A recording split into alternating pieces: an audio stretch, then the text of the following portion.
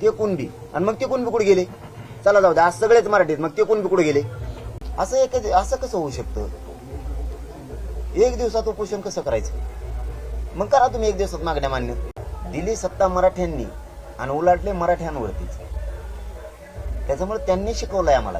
गोरगरिबांचे लेकरं मोटरसायकलवरती पावसात येते, त्याच्या पाठीमागं खूप मोठ्या वेदना आहेत. हे मुख्यमंत्री फडणवीस साहेबांनी समजून घेणं खूप गरजेचं आहे. मोटरसायकलवरती मुसळधार पावसात प्रवास करणं ही मोठी अवघड गोष्ट आहे. इतकी तळतळ लागली रात्री की पोरं मोटरसायकलवरती भर पावसात प्रवास करतात आणि मुंबईच्या दिशेने येत आहेत.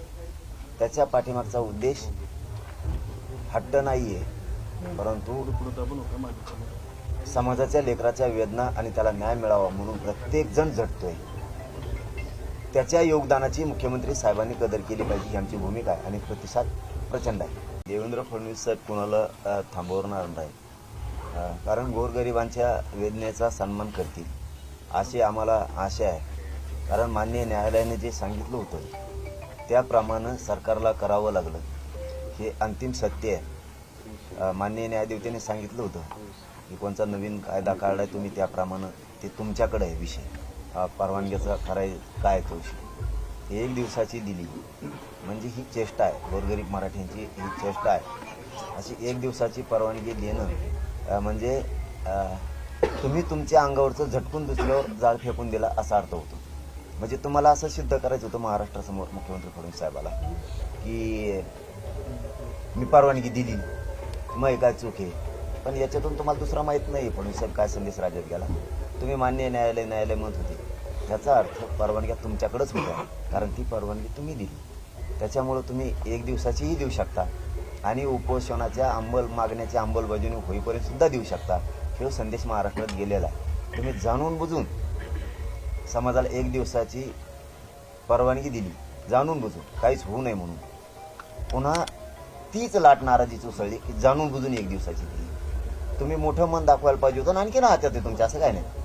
मोठं मन दाखवून गोरगरिबांच्या वेदना ह्या खूप ह्या, त्यांच्या वेदना लक्षात घेऊन तुम्ही आम्हाला पूर्ण वेळ कायम मागण्याची अंमलबजावणी होईपर्यंत वेळ द्यावा. समाज काल जसं कौतुक केलं तुमचं, तसं पुन्हा कौतुकच करणार. मग फोन काय केला म्हणा, आमचा नंबर आहे तो, त्यांचा फोन आलेला. फोन काय गेला मग असं उलटं नाही बोलायचं कवा की चर्चेची तयारी असेल तर आम्ही जायला तयार आहे. तुम्ही यावं का म्हणून रातची 12ला निघाली होती, रातची 12ला निघाली होती. मग मी झोपलो होतो तेव्हा. सरपंच म्हणले वाटतं बाबा तुम्ही सकाळी आरती झोपलं, बाबा दिवसभर बेजार आहे.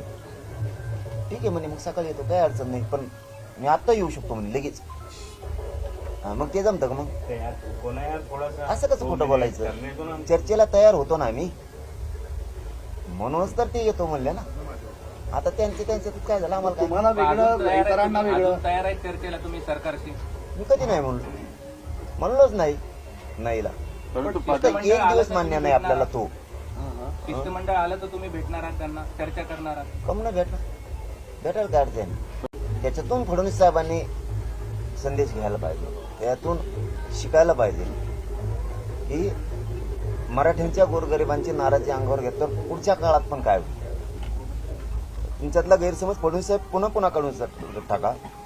बहुमताची सत्ता आली, मराठ्यांशिवाय आली नाही. पुन्हा मराठ्यांची लाट नाराजीची तुमच्या विरोधात जर गेली तर येणारे दिवस हे राजकीय करिअर बरबाद करणारे असतील तुमचे. म्हणून मी कालही सांगितलं शहागडच्या खुटा चौकातून, आज पण पवित्र भूमीतून शिवनेरी गडाच्या पायथ्याहून सांगतो, विनंती करून सांगतो. ते योग्य संधी आहे फडणवीस साहेब, तुम्हाला संधीचं सोनं करायची, गोरगरीब मराठ्यांचे मन जिंकायची.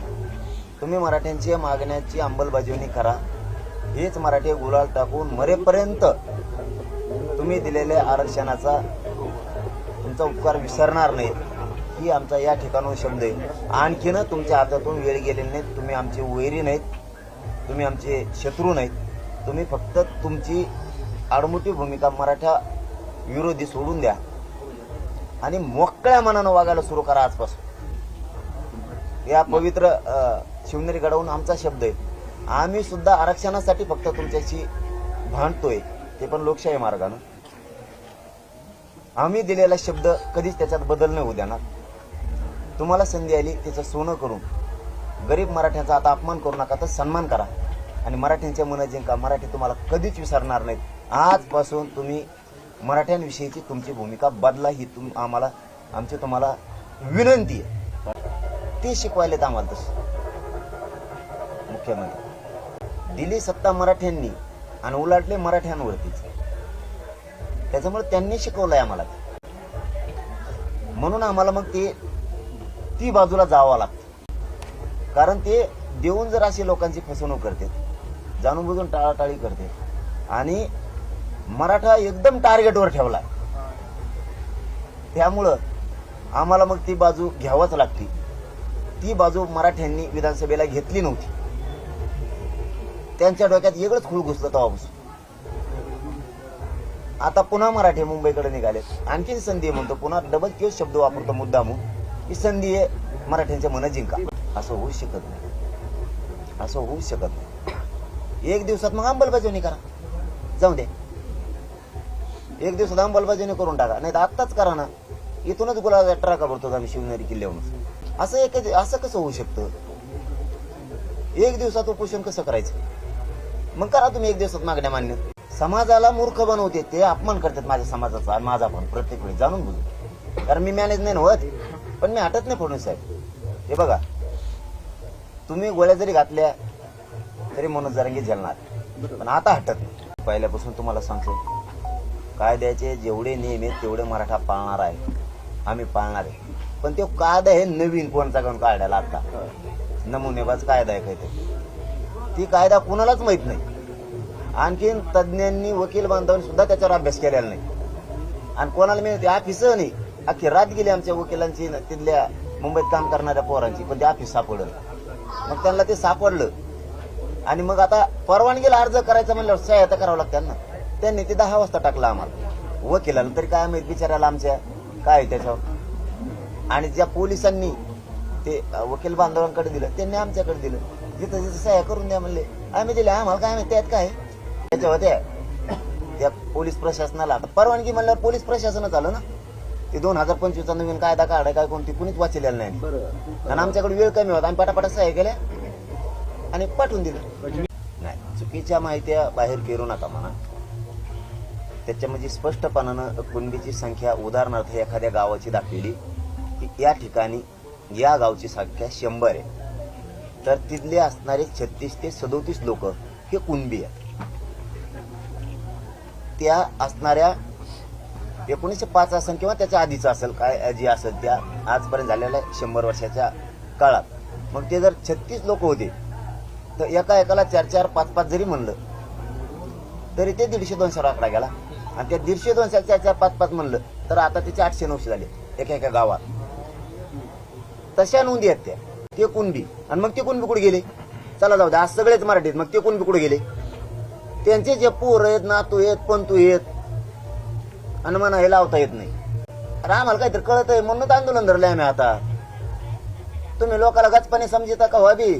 तुम्ही स्वतःला शहाणा समजता तुम्हाला. आणि लोक लय हुशार झाले आता. फक्त आता आमची भाषा शेतकऱ्याची, त्याला आम्ही काही करू शकत नाही. तुमच्या जरा शुद्ध आहे का? कारण तुम्ही येशीत राहता, हातभर गादीत झोपाता, मग तुमची चांगली. आम्हाला नाही येत चांगली. आम्ही काबड कष्ट करून आमच्या आईबापाचे कमरा मोडलेत. त्यामुळे आमचे जे शब्द आहेत ते आहेत.